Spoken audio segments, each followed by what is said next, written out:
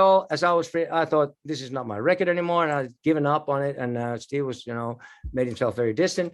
We got to the mixing part, and then all of a sudden Steve comes to me and says, Michael, Wagner is mixing it all wrong. And they had a falling out. All of a sudden they started arguing. I said, wait a minute, whoa.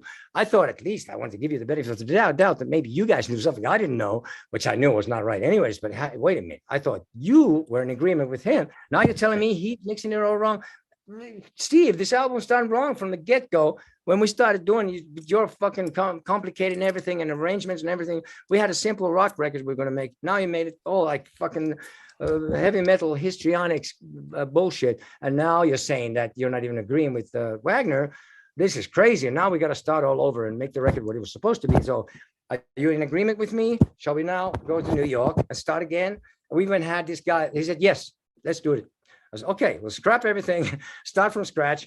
And we even had this guy, Bob Rosa, who mixed one of the songs, Rock and Roll Degeneration. He mixed it in New York as a test. We tried him in the Electric Lady, and it was much better. That's the version I think is on the album that finally came out. And then Steve, all of a sudden, Steve disappeared.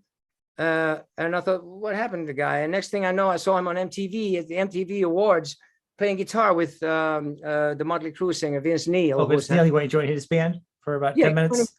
Doing a solo career, starting a solo career. Steve is playing guitar with him all of a sudden without telling me nothing. He just disappeared and left me with a bag of shit.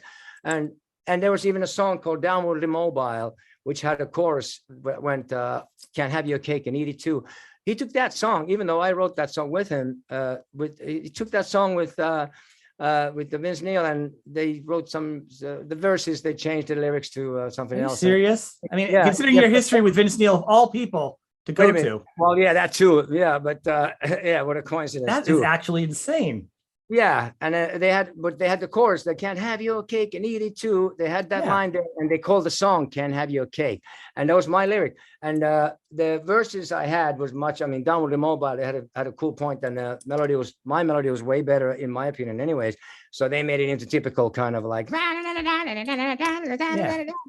I said, that kind of like a melody.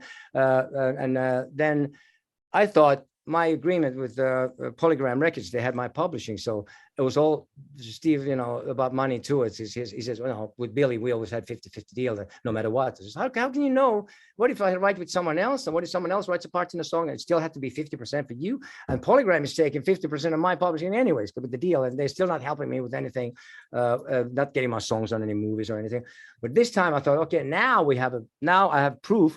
I went to Polygram. I said, look, this motherfucker's taking this song that was, you're publishing my song. Now I have proof. I have the original demo. Now he's made this song.